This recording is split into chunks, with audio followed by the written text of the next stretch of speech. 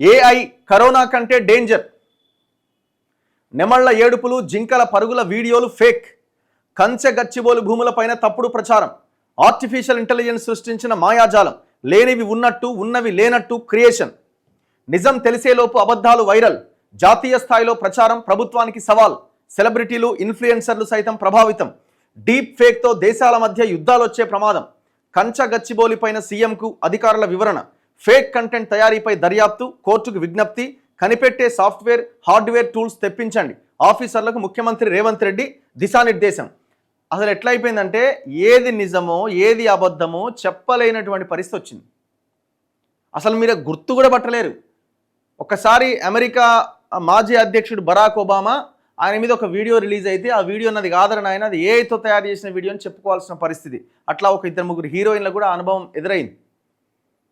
సరే, అది పక్కన పెడితే ఈ కంచె గచ్చిబోలి భూములకు సంబంధించి రేవంత్ రెడ్డికి ఒక అవకాశం దొరికింది, ఒక ఆయుధం ఇచ్చిరు. ఎవరిచ్చిరు ఈ ఆయుధం? ఏఐ పేరుతో బీఆర్ఎస్ పార్టీ ఇచ్చింది. BRS party social media, KTR ఇచ్చిండు రేవంత్ రెడ్డికి. ఎట్లా? అసలు యాక్చువల్గా జెన్యూన్గా మంచి పోరాటం నడుస్తున్నది. హెచ్ఈయు విద్యార్థులు పోరాడుతున్నారు. ఆ భూములు ఇందిరాగాంధీ హయాంలో 2324 ఎకరాలు హైదరాబాద్ సెంట్రల్ యూనివర్సిటీకి ఇచ్చిన భూములు.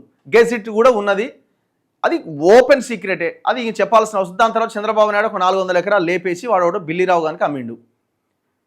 అది రాజశేఖర రెడ్డి రద్దు చేసిండు. కోర్టుకు వెళ్తే కింది కోర్టు, తర్వాతి కోర్టు, మళ్ళీ సుప్రీంకోర్టులో 18 ఏళ్ళుగా విచారణ నడిచి మొన్న జడ్జిమెంట్ వచ్చింది, ఇది గవర్నమెంట్కి సంబంధించిన భూములే అని. గవర్నమెంట్ అనే ఎందుకన్నది కోర్టు అంటే అక్కడ హెచ్ఈయు ఇంప్లీడ్ కాలేదు కాబట్టి అన్నది. ఏదేమైనా ఆనాడు ఇందిరాగాంధీ ఇచ్చిన గెజిట్ అయితే ఉన్నది కదా, ఆ గెజిట్ని అయితే రద్దు చేయలేదు కదా. మరి గెజిట్ రద్దు చేయకుండా చంద్రబాబు ఎట్లా అమ్మిండు? ఫేక్ అది. ఈడు బిల్లిరావు అనే ఐఎంజీ భారత లిమిటెడ్ అనే కంపెనీ కూడా ఫేకే, అది ఫ్లోరిడా కంపెనీ. దానికి అనుబంధంగా ఏదో కంపెనీ ఉన్నట్టుగా కొత్తది ఏదో క్రియేట్ చేసి ఆనాడున్న మీటింగ్లో ఒక తెల్లోని తీసుకొచ్చి కూర్చోబెట్టి ఆ భూములు కొట్టేసిండు. చంద్రబాబుకు 2004లో ఎలక్షన్స్లో డబ్బుల కోసం ఆ 400 ఎకరాలు వాడికి అమ్మినట్టుగా క్రియేట్ చేసారు. సో ఇదంతా కథ. ఈ స్టోరీ ఉన్నది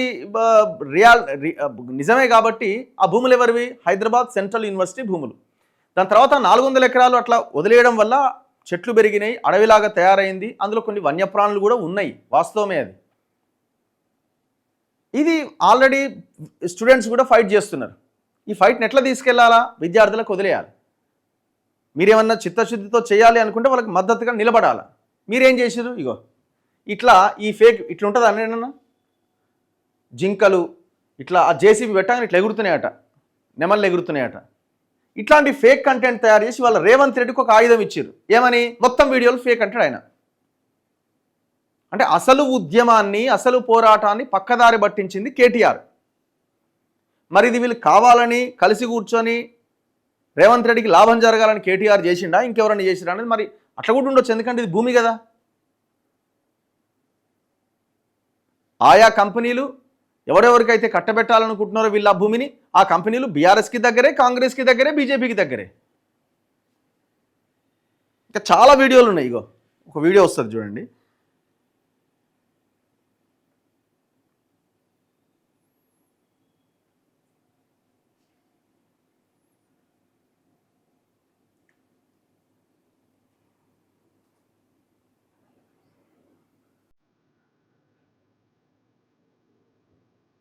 ఇగో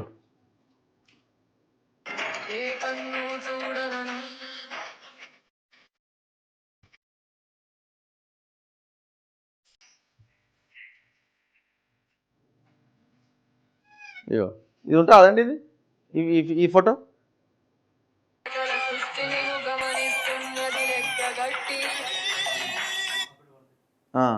సో ఇట్లా అరుపులు కేకలతో వీడియోలు తయారు చేసి, అసలు ఒరిజినల్ వీడియోలు ఉన్నాయి, దానికి ఎక్స్ట్రీమ్ లెవెల్ అనమాట. అది ఇప్పుడు రేవంత్ రెడ్డి దాన్ని ఆయుధంగా వాడి ఇప్పుడు ఏఐతో తయారు చేసిన వీడియోలు అని చెప్పబట్టి ఎవరిని తప్పుపట్టాలి ఇప్పుడు? కేటీఆర్కి ఇంత చిల్లర రాజకీయం ఏంది నీది, నీ సోషల్ మీడియా టీం తోటి? జెన్యూన్గా జరుగుతున్న, నిజాయితీగా జరుగుతున్న పోరాటాన్ని పక్కదారి పట్టించడం కాకపోతే ఏంది ఇది? ఇగో నిజం తెలిసేలోపు అబద్ధాలు వైరల్. జాతీయ స్థాయిలో ప్రచారం, ప్రభుత్వానికి సవాల్. సెలబ్రిటీలు, ఇన్ఫ్లుయెన్సర్లు సైతం ప్రభావితం. ఇది నిన్న రేవంత్ రెడ్డి మాట్లాడుతున్నారు. కంచగచ్చిబౌలి భూముల వ్యవహారంలో సోషల్ మీడియా వేదికగా వైరల్ అవుతున్న వీడియోలు ఫేక్ అని అధికారులు ముఖ్యమంత్రి రేవంత్ రెడ్డికి వివరించారు. ఆర్టిఫిషియల్ ఇంటెలిజెన్స్ వాడి క్రియేట్ చేసినవని తెలిపారు. వాస్తవం వెల్లడయ్యే లోపుగా అబద్ధాలు సోషల్ మీడియా వేదికగా విస్తృతంగా ప్రచారంలోకి వచ్చాయి. వీటిని చాలా మంది ప్రముఖులు, సెలబ్రిటీలు, ఇన్ఫ్లుయెన్సర్లు నిజమని నమ్మి పోస్టులు పెట్టారు. బుల్డోజర్లు నేలను చదును చేస్తూ ఉంటే నెమళ్లు ఏడుస్తున్నట్టుగా, జింకలు పరుగులు తీస్తున్నట్టుగా ఆడియోలు, వీడియోలు సృష్టించి ప్రచారంలోకి తీసుకొచ్చారు. కరోనా వైరస్ కంటే ఆర్టిఫిషియల్ ఇంటెలిజెన్స్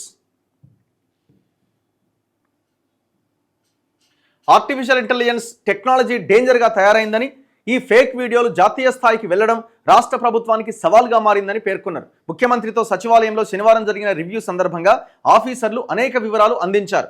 సెంట్రల్ వర్సిటీ భూములను ప్రభుత్వం లాక్కున్నట్టుగా ఉద్దేశపూర్వకంగానే కొన్ని శక్తులు వివాదంగా సృష్టించాయి అని ఈ సమావేశంలో అధికారులు వివరించారు. కంచగచ్చిబౌలి ప్రాంతంలోని సర్వే నెంబర్ 25లో గల భూముల్లో గత 25 సంవత్సరాల్లో ISB, Indian school of business, Gachibowli stadium, IIIT, బహుళ అంతస్తుల రెసిడెన్షియల్ అపార్ట్మెంట్లు, ప్రైవేటు బిల్డింగ్లు, హైదరాబాద్ యూనివర్సిటీ భవనాలు, ఇలా ఎన్నో భారీ ప్రాజెక్టులు నిర్మాణమయ్యాయి. అప్పట్లో ఎన్నడూ ఎటువంటి వివాదాలు, ఆందోళనలు జరగలేదని అధికారులు ముఖ్యమంత్రి దృష్టికి తీసుకొచ్చారు. అంతా AI టెక్నాలజీ క్రియేషన్. ప్రస్తుతం అదే సర్వే నెంబర్లోని 400 ఎకరాల ప్రభుత్వ భూమిని అభివృద్ధి చేస్తుంటే ఎందుకు వివాదాస్పదం అయిందనే చర్చ ఈ సమావేశంలో చోటు చేసుకున్నది. ఆర్టిఫిషియల్ ఇంటెలిజెన్స్ ద్వారా ఉన్నవి లేనట్టుగా, లేనివి ఉన్నట్టుగా వీడియోలు, ఫోటోలు సృష్టించి కొందరు సోషల్ మీడియాలో విస్తృతంగా ప్రచారం చేశారు. ఈ వివాదం జాతీయ స్థాయిలో చర్చకు దారి తీసింది. వాస్తవాలు వెల్లడించేలోగానే అబద్ధాలు సోషల్ మీడియాలో జాతీయ స్థాయిలో వైరల్ కావడం ప్రభుత్వానికి సవాల్గా మారింది. ఏకంగా నెమళ్లు ఏడ్చినట్టుగా ఆడియోలను, బుల్డోజర్లు పనిచేస్తుంటే జింకలు గాయపడి పరుగులు తీస్తున్నట్టుగా వీడియోలను క్రియేట్ చేసినట్టు పోలీస్ అధికారులు జరిపిన ప్రాథమిక దర్యాప్తులో వెల్లడైంది. డీప్ ఫేక్ మాయలో సెలబ్రిటీలు, ఇన్ఫ్లుయెన్సర్లు, ప్రముఖులు కూడా ఈ AI వీడియోలను నిజమేనని నమ్మి సోషల్ మీడియాలో పోస్టులు, వీడియోలు పెట్టారని ముఖ్యమంత్రికి అధికారులు వివరించారు. ఈ భూములపైన మొట్టమొదట ఫేక్ వీడియో పోస్ట్ చేసిన జర్నలిస్టు సుమిత్ ఝా కొద్దిసేపట్లోనే వాస్తవాన్ని గ్రహించి ఆ పోస్టు తొలగించి క్షమాపణ చెప్పారు. కానీ మిగిలిన ప్రముఖులెవరూ ఈ నిజాన్ని గుర్తించలేదని అభిప్రాయపడ్డారు. విచారణ జరిపేలా కోర్టును కోరండి ముఖ్యమంత్రి. ఇప్పుడు ఇది మీరు అన్నది వాస్తవమే, ముఖ్యమంత్రి అన్నది, కానీ అసలు వాస్తవం ఇంకోటి ఉంది కదా. ఆ భూములు హైదరాబాద్ సెంట్రల్ యూనివర్సిటీవే, అందులో అడవి ఉన్నది, వన్య ప్రాణులు ఉన్నాయి. ఇప్పుడు ఏమైపోయింది వార్త అంతా? మీదికి పోయింది. ఇది ప్రధాన ప్రతిపక్షము ఇదేనా, ఈ రకంగానేనా ఇష్యూని ఫోకస్ చేయాల్సింది? ఇప్పుడు ఇష్యూ మొత్తం పక్కదారి పట్టింది. రేవంత్ రెడ్డికి ఒక ఆయుధం దొరికింది. ఇవన్నీ డీప్ ఫేక్ అంటాడు ఆయన.